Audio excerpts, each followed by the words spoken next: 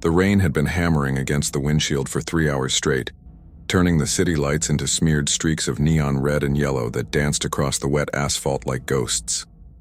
My lower back was throbbing, a dull ache that radiated down to my legs, the inevitable consequence of sitting in a cramped sedan for a 12-hour shift chasing surge pricing. I had promised myself I would clock out after midnight, but the app kept pinging with back-to-back rides and the money was too good to ignore, especially with rent due in 3 days. The rhythmic thumping of the wipers became hypnotic, lulling me into a trance where the only things that existed were the glowing GPS line and the steering wheel in my hands. I accepted the ride request almost automatically, not even checking the destination or the passenger rating, just desperate to keep the momentum going before exhaustion finally claimed me.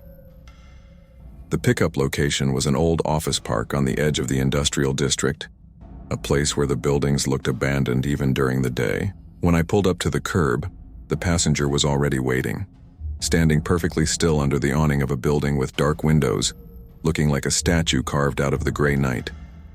He was a middle-aged man in a soaked trench coat, clutching a leather briefcase to his chest with white-knuckled intensity, his eyes fixed on the headlights as if they were blinding him. He opened the back door without a word and slid onto the seat, bringing the smell of damp wool and something metallic, like copper or old pennies, into the controlled climate of my car. I greeted him with my standard practiced line about the weather, trying to establish the minimum level of human connection required for a 5-star rating. But he didn't respond. He just nodded once, a sharp mechanical jerk of his head, and stared straight ahead at the back of my headrest, his reflection in the rearview mirror obscured by the shadows and the rain. I shrugged it off, put the car in drive, and focused on the navigation screen, waiting for the route to load. The GPS usually calculated routes instantly, snapping the blue line onto the grid of city streets, but tonight the circle spun for an agonizing 10 seconds before locking onto a path. The destination address was in a suburb I knew well, a standard 20-minute drive down the highway, but the app wasn't directing me toward the on-ramp. Instead, it was highlighting a series of back roads that I had never taken, winding through the dense forest preserve that bordered the northern edge of the county. I frowned, tapping the screen to see if there was an accident on the main highway, but the alternate routes were all grayed out, leaving me with only one option glowing in insistent blue.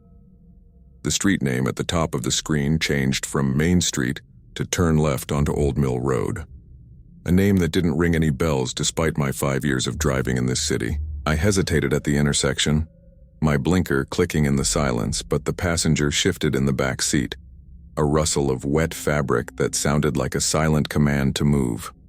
I made the turn, leaving the comforting orange glow of the sodium streetlights behind as the car dipped into the darkness of the unlit secondary road. The transition was jarring, as if we had crossed an invisible border between civilization and something much older and less maintained. The pavement here was cracked and uneven, causing the suspension to groan in protest as we bounced over potholes that were filled with black rainwater. Trees crowded the edge of the road, their branches hanging low and scraping against the roof of the car with the sound of skeletal fingers dragging across metal. I glanced at the signal bars on my phone mount and saw them drop from LTE to 3G, then to a single bar, which did nothing to settle the growing knot of anxiety in my stomach. I told myself it was just a shortcut, a way to bypass the construction that always clogged the interstate. But the logic felt thin against the oppressive atmosphere of the woods.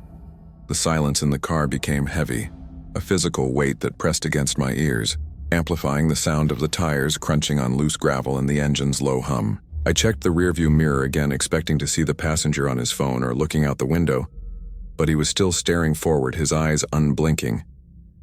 It felt like he was holding his breath, or waiting for something specific to happen, and that tension began to bleed into me. I reached out and turned on the radio, keeping the volume low, hoping the sound of late-night jazz or a talk show would break the mood. But all I got was static. I cycled through the presets, but the static remained, a harsh white noise that seemed to fluctuate in rhythm with the swaying of the trees outside.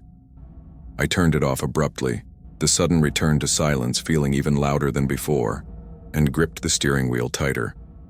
We had been driving on Old Mill Road for 10 minutes, but the ETA on the GPS hadn't changed. It remained frozen at 18 minutes, as if we weren't moving at all. The road seemed to be getting narrower, the white lines on the side fading until they disappeared completely, leaving me to navigate by the limited reach of my high beams. The darkness outside was absolute, a solid wall of black that swallowed the light after 20 feet, hiding whatever lay beyond the tree line. I started to get that primal feeling of being watched, the sensation that raises the hair on the back of your neck, even though there were no other cars around. I reasoned that it was just the isolation and the fatigue playing tricks on my mind. Typical paranoia from too many horror podcasts. But then I noticed the fog starting to roll in, thick and unnatural, swirling across the road like spilled milk. "I think the GPS is acting up," I said aloud, mostly to hear my own voice, hoping to prompt some reaction from the man in the back seat. "This road doesn't look right. I might have to turn around if we don't see a landmark soon." The passenger didn't answer immediately, and for a terrifying second I thought he might have vanished, leaving me alone in the woods. Then, a low, rasping voice came from the back, quiet but distinct enough to cut through the noise of the rain. "Do not turn around," he said, the words lacking any inflection or emotion, sounding more like a recitation than a request. "The arrival is inevitable if you stay on the path, but turning around is not permitted here." The hair on my arm stood up, not just because of what he said, but because of the weird, sterile way he said it, like a parent scolding a child for touching a hot stove. I laughed nervously, a short, choked sound that betrayed how rattled I actually was. "Permitted? Look, buddy, I'm the driver. If the road is washed out or unsafe, we're turning around." I slowed the car down, preparing to do a 3-point turn on the narrow strip of asphalt. But as I hit the brakes, the GPS screamed. It wasn't the usual electronic chime. It was a distorted, high-pitched screech that blasted through the phone speaker, making me jump in my seat. The screen flashed red, and the text, "Rerouting," appeared, flickering rapidly before settling back on Old Mill Road.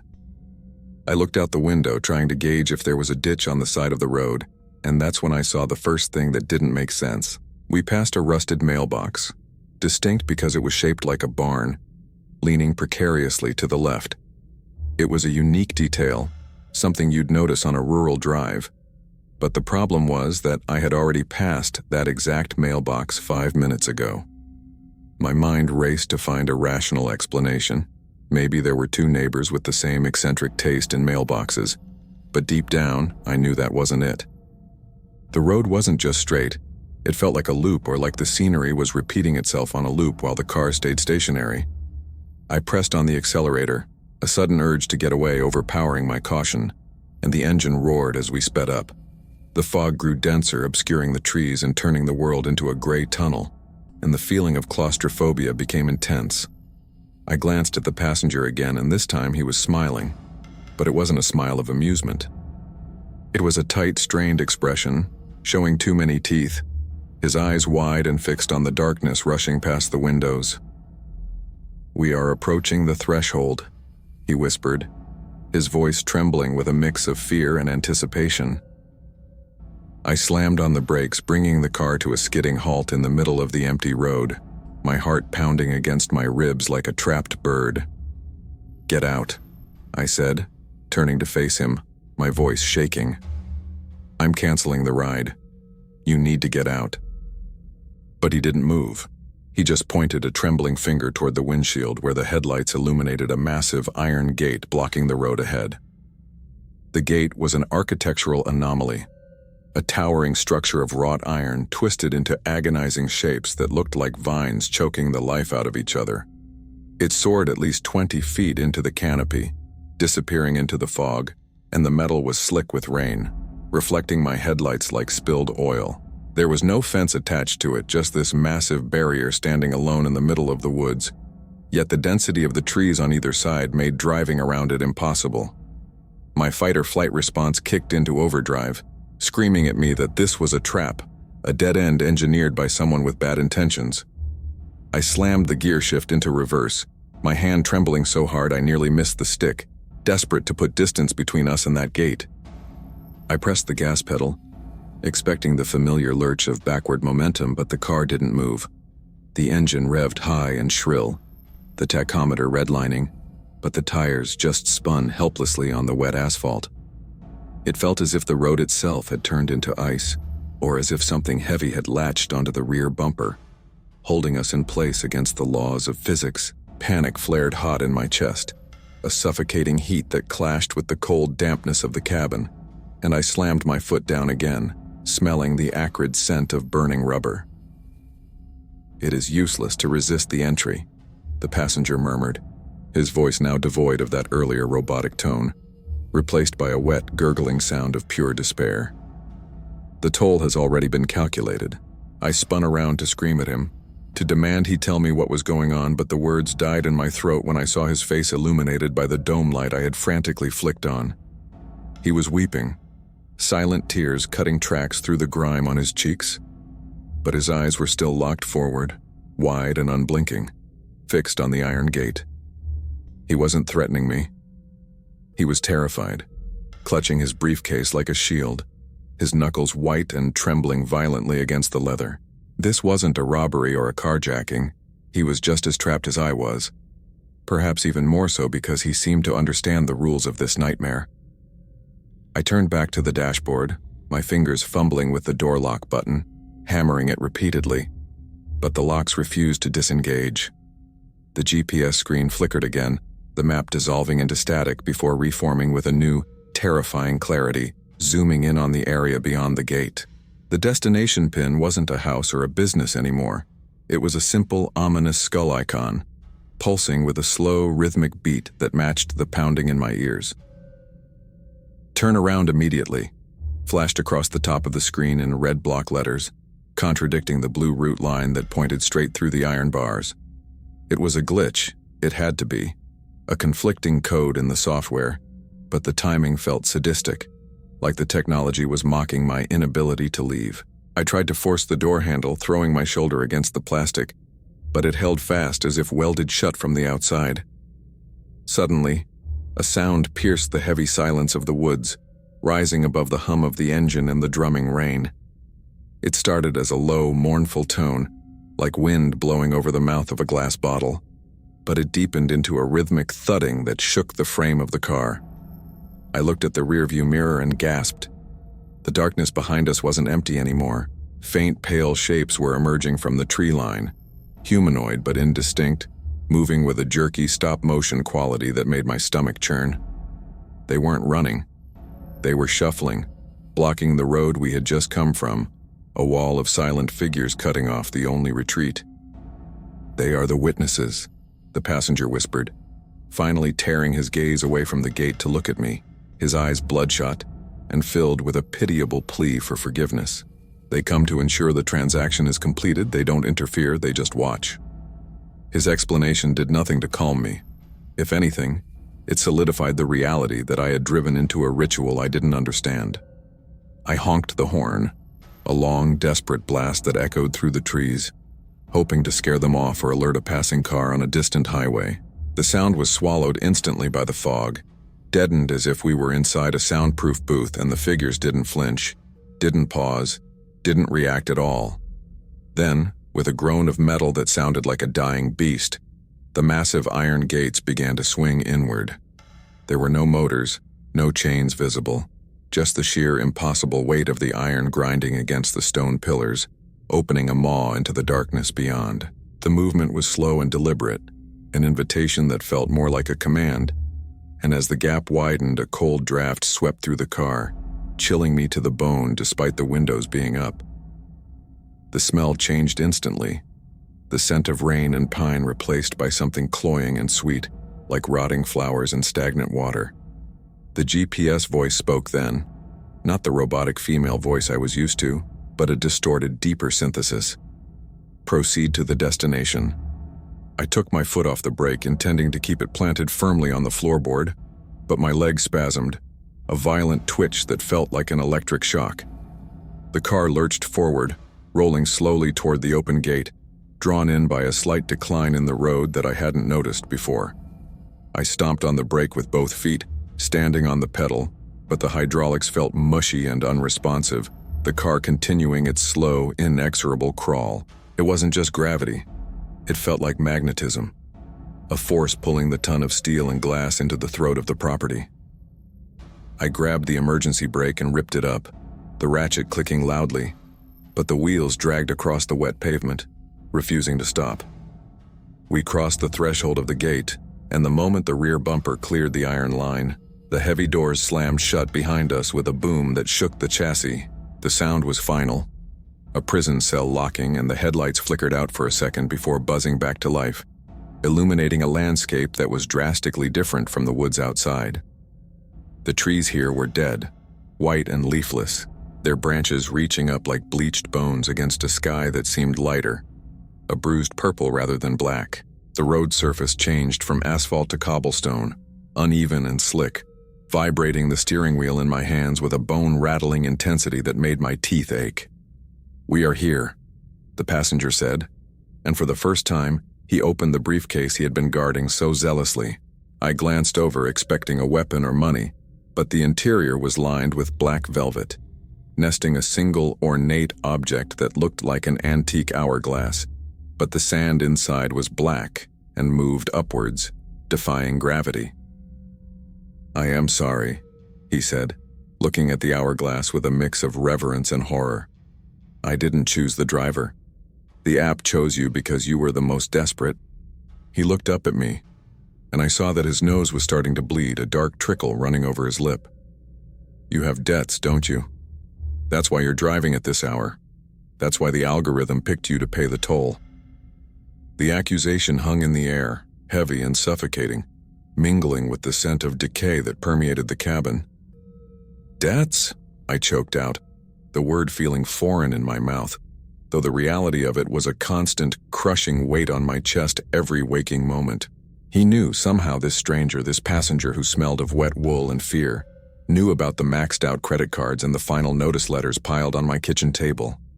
I wanted to deny it, to tell him to go to hell, but the way he looked at me, with that bloody nose and sorrowful eyes, stripped away my defenses.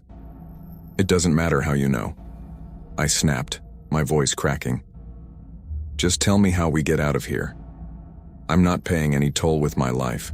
The car continued to roll down the cobblestone path, the vibrations rattling my bones, guiding us toward a looming structure that was slowly taking shape in the purple gloom.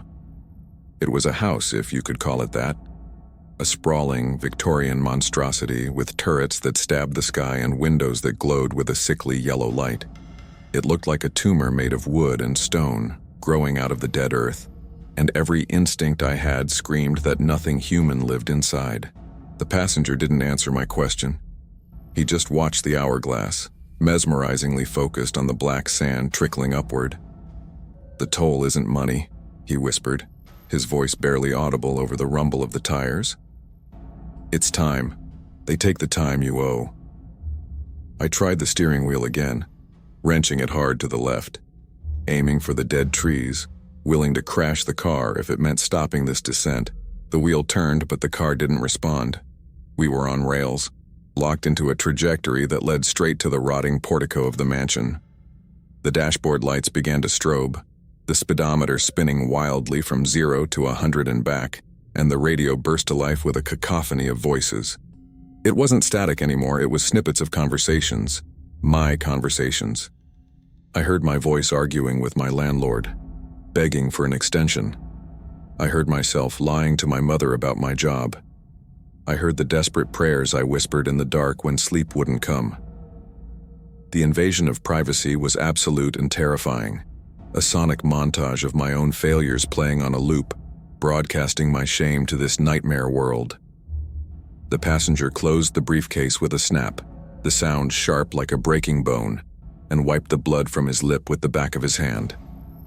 "We are arriving," he announced, his tone shifting to one of resignation. "Do not leave the vehicle until the transaction is complete. Whatever you see, whatever they offer you, stay in the seat." It was the first piece of practical advice he had given me, and I clung to it, locking my doors again even though I knew the mechanism was useless.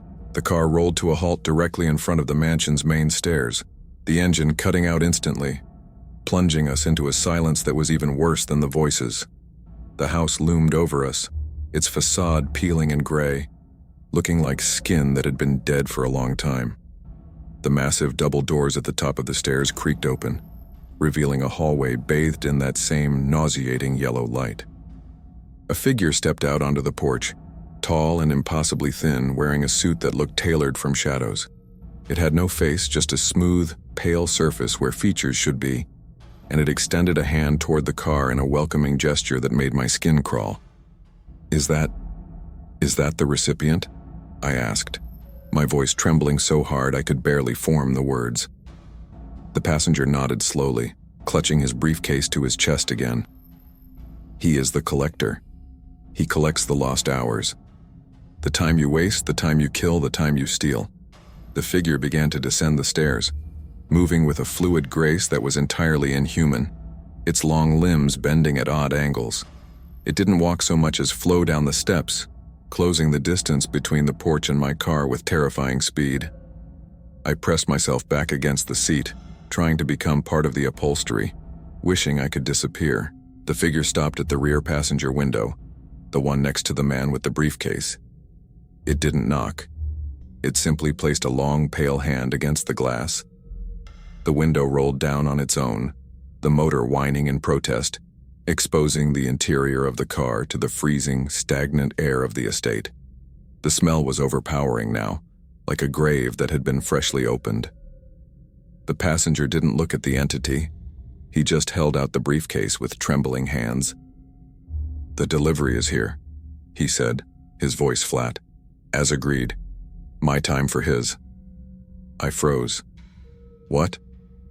I turned to look at him, betrayal cutting through the fear. "What did you say? Your time for mine?" The passenger finally looked at me, and I saw tears streaming down his face again, mixing with the blood. "I'm sorry," he sobbed. "I have a daughter. She's sick. I traded my remaining years to save her, but the contract required a substitute driver to bring me here. Someone who didn't value their own time." The realization hit me like a physical blow. The long shifts, the aimless driving, the life spent running away from problems instead of facing them. I was the perfect currency. The faceless collector reached into the car, its fingers elongating, bypassing the briefcase entirely. It wasn't interested in the leather case. It was reaching for me. The hand passed through the space between the front seats, cold radiating from it like liquid nitrogen. I scrambled against the driver's side door, fumbling for the handle, screaming, but the door was sealed shut. The passenger screamed too, realizing the deal was being altered. "No, that wasn't the agreement. Take the case." But the entity ignored him. Its hand, cold and hard as marble, wrapped around my shoulder. The touch burned, a freezing fire that seemed to suck the warmth and energy directly out of my body. My vision blurred, gray spots dancing at the edges, and I felt a wave of exhaustion so profound it was painful. It was the tiredness of 1,000 sleepless nights hitting me all at once. "Time is not fungible," a voice echoed in my head, sounding like grinding stones. "You have spent yours freely. We are merely collecting the change." I felt my heartbeat slowing, the thumping in my chest becoming heavy and sluggish, as if my blood was turning to sludge. I looked at the GPS screen one last time. The destination pin had changed again. It no longer showed a skull. It showed my own apartment, with an ETA of never. The sensation was not of pain, but of a horrifying, rapid erosion, as if layers of my very existence were being peeled away like old wallpaper. I felt memories dissolving, the taste of my coffee that morning, the face of my first girlfriend, the sound of my mother's voice, all being sucked into the vacuum of the collector's touch. The gray spots in my vision expanded into a tunnel, and I could feel my skin tightening, drying out, aging decades in a matter of seconds. The passenger was screaming now, a frantic, animalistic sound, realizing that his attempt to cheat fate had only unleashed a hungrier beast that would likely consume us both. He lunged across the back seat, grabbing the antique hourglass from the open briefcase and smashing it against the center console. The glass shattered with a deafening crack, and the black sand didn't spill downwards. It exploded outward like a cloud of angry hornets, filling the car with a swirling, abrasive vortex. The cloud of black sand seemed to confuse the faceless collector, acting like a form of spiritual chaff that interfered with its grip on my soul. The freezing hand on my shoulder recoiled slightly, the fingers twitching as the sand particles abraded its pale skin, hissing like water on a hot skillet. That split second of release was all I needed. The survival instinct that had been dormant beneath layers of depression and fatigue suddenly roared to life. I didn't think about the debt, or the rent, or the hopelessness of my grind. I just wanted to live, to breathe, to exist for one more minute. I slammed my hand onto the gear shift, ignoring the resistance that felt like grinding bone, and forced the car into reverse. The transmission screamed, a high-pitched mechanical wail that matched the chaos inside the cabin, and the tires finally found traction on the slick cobblestones. We shot backward with violent force, the open rear door catching on a stone pillar and ripping off with a sickening screech of tearing metal. The sudden acceleration threw me against the steering wheel, but I kept my foot buried in the floorboard, driving purely on adrenaline and terror. The faceless collector let out a sound that wasn't a voice but a low-frequency vibration that shattered the remaining windows, showering us in safety glass. I saw it standing on the porch, receding into the distance, its limbs elongating to impossible lengths as it tried to snatch the car back. But the cloud of black sand was still swirling around it, binding it to the house. The passenger was huddled in the fetal position in the back, sobbing uncontrollably, his trench coat covered in the glittering shards of the hourglass. I spun the wheel, whipping the car around in a clumsy J-turn that nearly tipped us over, facing the long driveway back toward the iron gate. The landscape was reacting to our escape. The dead white trees were thrashing as if caught in a storm, their branches lashing out at the vehicle like whips. The ground itself seemed to be heaving, the cobblestones rippling like waves on a dark ocean trying to throw the car off course. I couldn't see the road clearly through the spider-webbed windshield and the flying debris, so I drove by instinct, aiming for the gap in the tree line where the darkness seemed slightly less absolute.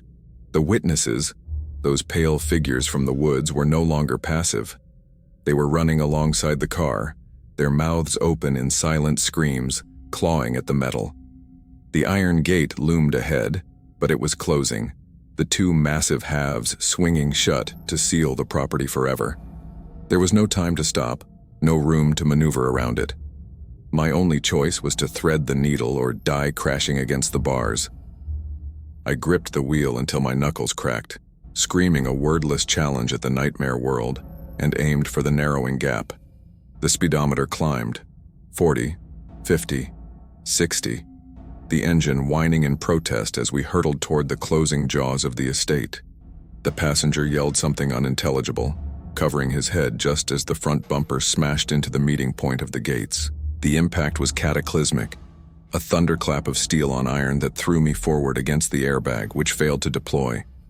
Sparks showered the hood like fireworks, and for a heartbeat, time stood still, the car wedged between the crushing weight of the gates.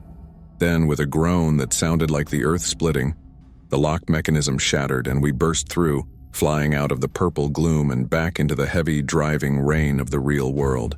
The transition was instant and brutal. The air pressure shifted, popping my ears, and the car skidded wildly on the wet asphalt of Old Mill Road. I fought for control, the tires screeching before we slid into a muddy ditch and came to a violent halt, the engine sputtering and dying. Silence returned, heavy and absolute, broken only by the rhythmic sound of rain hitting the roof and the ticking of the cooling engine. I sat there for a long time, gasping for air, my hands shaking so uncontrollably I couldn't unclench them from the wheel. I was alive. The rain looked normal, the trees looked like normal pine trees, and the GPS screen had gone dark. I slowly turned my head to check on the passenger, to demand answers, to scream at him for what he had done. But the back seat was empty. There was no man, no briefcase, no shattered glass, and the rear door I thought had been ripped off was closed and intact. The only evidence he had ever been there was a faint, lingering smell of copper and wet wool, and a small pile of black sand on the floor mat. I looked into the rearview mirror to check for injuries, and a stranger stared back at me. The face was mine, but it was wrong. Gaunt, hollow-cheeked, with deep lines etched around the eyes and mouth that hadn't been there an hour ago. My hair, which had been dark brown when I started my shift, was now streaked with heavy bands of premature gray at the temples. I hadn't just lost a night. The collector had taken its toll after all. I had paid with years of vitality, aged a decade in the span of a 20-minute drive. I touched my face, feeling the rough texture of the new wrinkles, realizing that while I had escaped the trap, I hadn't escaped the transaction. My phone lying on the passenger seat buzzed suddenly, lighting up the dark cabin with a harsh white glow. I flinched, terrified it would be the GPS again, but it was just the rideshare app. A notification banner slid down the screen, bright and cheerful against the gloom. Ride canceled by passenger. Below it, a new message popped up from the support bot, or perhaps from something else entirely. It read, "Cancellation fee applied, 10 years. Balance remaining, insufficient for future trips. Please value your time." I stared at the screen until it went black, the message burning into my retinas. I started the car, the engine catching with a reluctant cough, and pulled slowly out of the ditch. I didn't turn back to look at the woods or the imaginary gate. I knew they wouldn't be there if I looked. I drove back toward the city lights, the pain in my lower back now a permanent, arthritic ache, driving strictly within the speed limit. I turned off the app, deleting it from my phone with a trembling finger. I would find another way to pay the rent. I would find another way to live. Because now I knew exactly how much my time was worth, and I didn't have a single second left to waste on the darkness of Old Mill Road.